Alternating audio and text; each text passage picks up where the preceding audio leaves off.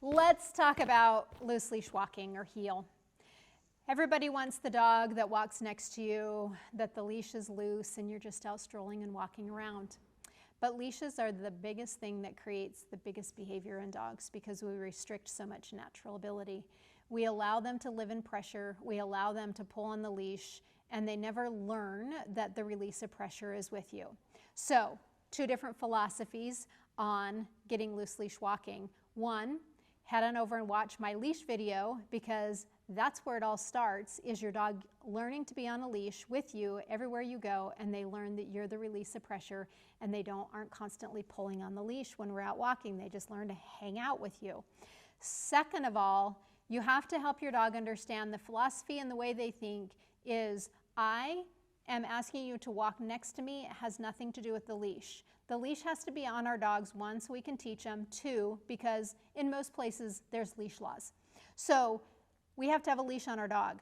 This is not about going out and running at the end of the leash. This is what I see all the time. Everybody's hands are out like this, the dog's out ahead, completely disconnected from the owners, and they're just going. And if you teach your dog that the position that they need to be in, heel is right at their shoulders at your knee, I'm not heading into the show ring. I don't care. I want my dog to have a loose leash. I want him to walk with me.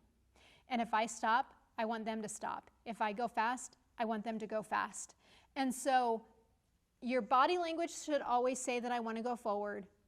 If my dog gets ahead of me, not necessarily pulling on the leash, if they get ahead of me and disconnect, I'm going to stop. I'm going to immediately start backing up. I'm going to bring my dog back around to the side that I want them to be on, and I'm going to go forward. I'm not going to change directions back and forth. That does not teach your dog the release of pressure is by you. It just teaches that we go back and forth and we don't ever get anywhere. So I always want my body to say I want to go forward. I can't go forward unless my dog is at my side-ish, and I'm going to back up because my body still says I want to go forward. I'm going to bring him around to me, and I'm going to release that pressure and go forward. Over at dogtraining360.com on the training platform, I go into this in very much so in depth because it's the next thing that everybody wants is their dog to walk nice on a leash.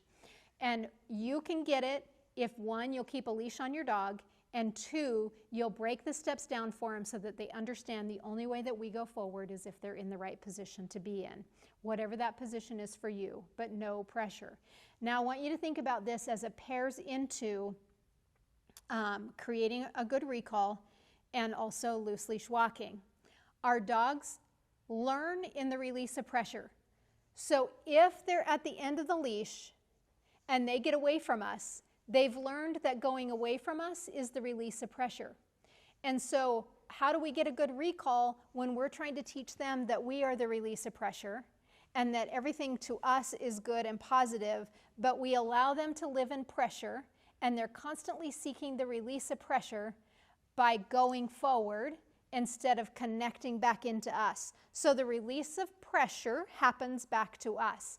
So I want you to watch my leash walking video, YouTube video, and I want you to watch my recall video, and this will put the whole thing together on getting you are the release of pressure. Loose leash walking is not about the leash, it's about the position that you want your dog to be in, and you can get all the in-depth, nitty-gritty details of loose leash walking over at dogtraining360.com, and remember, keep a leash on your dog.